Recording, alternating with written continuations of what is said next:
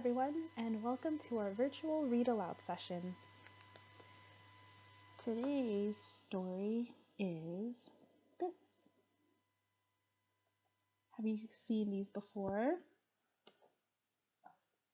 Let's open it wider. The title of our book today is Dinosaur Bones, and it's by Bob Barner. And special thanks to Chronicle Books for allowing us to share this story with you today. So what do you think it's going to be about? If you guessed dinosaur bones, you're right. Let's get started.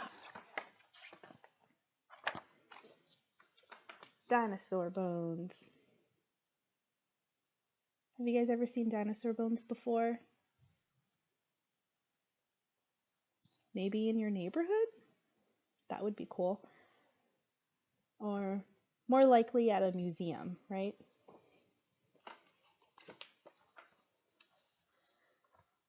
Right. Dinosaurs are gone for good.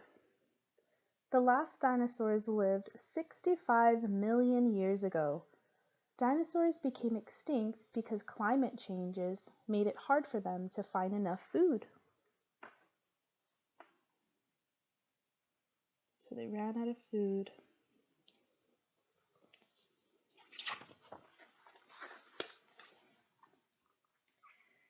Maybe dinosaurs once lived in your neighborhood.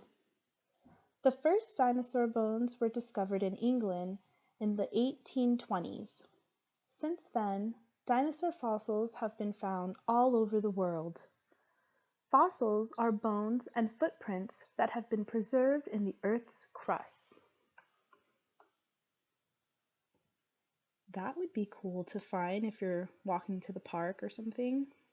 Maybe you dig up fossils or dinosaur bones. Dinosaurs had teeth to bite and jaws to chew.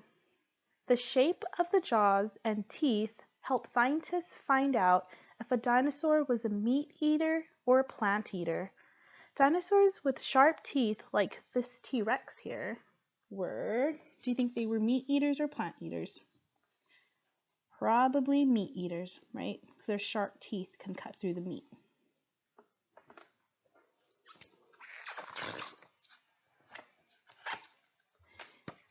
They walked the earth when those bones were new. Tyrannosaurus rex means king of tyrant lizards. Its arms were so short it couldn't even scratch its chin. The first T-Rex skeleton was found in Montana in 1902. A T-Rex skull can weigh up to 750 pounds. That's really heavy. Look at their little arms though. Do you think they walk on all fours ever? Probably not. Probably hit their heads on the ground before they could do that.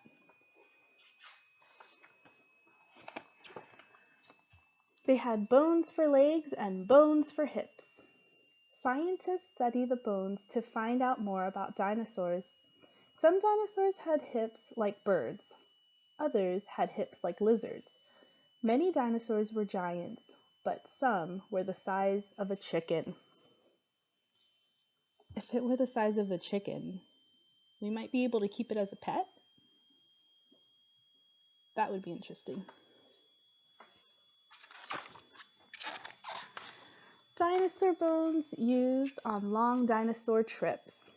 Some dinosaurs traveled and hunted in groups or herds.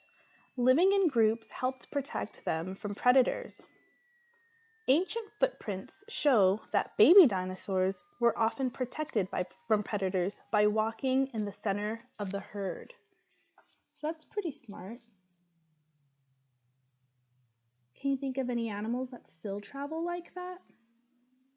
With babies walking between bigger adult members so that they are protected and safe. They had bones with discs and bones with points. Stegosaurus had pointed bones on its back. There. Its small head held the brain the size of a walnut. So, to compare that, this is roughly the size of a walnut. Is that very big? It's not that big, right? Do you think they were good thinkers? Probably not.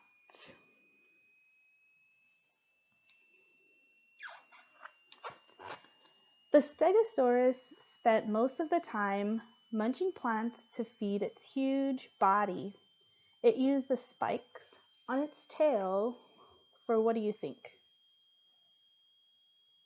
So it says it used the spikes on its tail to fight attacks from meat-eating dinosaurs. Seems pretty useful. Today, only bones are left to show. Triceratops had a skull 1/3 the length of its body. That's pretty big. It gathered plants with its turtle-like beak and chewed food with teeth in the back of its mouth. Kind of looks like turtle-y here. And then I wonder why the teeth are way back there. But you'll notice that all of its teeth are flat, which tells us that they're plant eaters, right? Not meat eaters. They don't have sharp teeth like the T-Rex. But dinosaurs rumbled and creaked long, long ago. Triceratops means three-horned face. This plant eater was generally peaceful. However, it used its long horns to fight when attacked. Triceratops was one of the last dinosaurs to exist.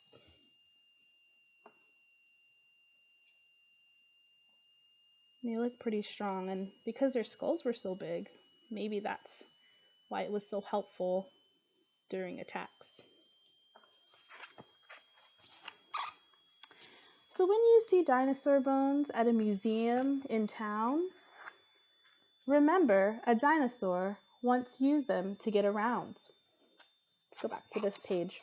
It says, scientists put together dinosaur bones like a puzzle. They used chisels, diamond saws, and dental drills to remove the bones from rock. The skeletons are held together with metal wire and pipes. So when you're at a museum and you see a dinosaur, that's usually how they display it.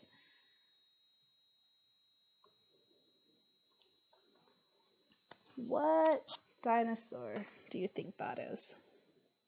Has a really long neck.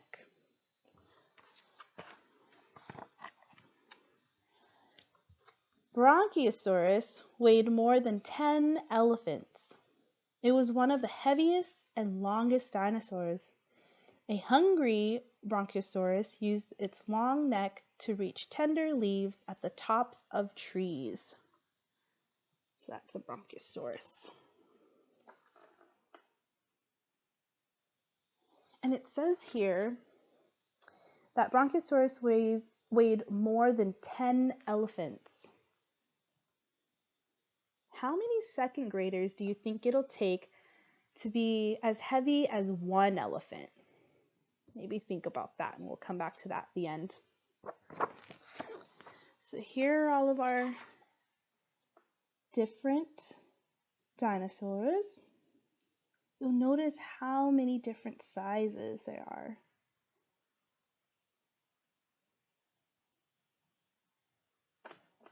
Look at how they compare. There's a little way for you to measure it on the side here. Oh, I love this page. So it gives you all of the details. So here it says the Bronchiosaurus weighs 100,000 pounds. So if it weighs more than 10 elephants, how many second graders do you think it'll take to weigh the equivalent of one elephant? If you guess 260 second graders, you're right. So it'll take about 260 second graders to make one elephant. And the Bronchiosaurus weighed more than 10 elephants. Just super heavy. And that's our story. What was your favorite dinosaur? Do you think you would want to hang out with a meat eater or a plant eater? Thanks for joining us today. Join me next time for our next virtual read aloud. Bye.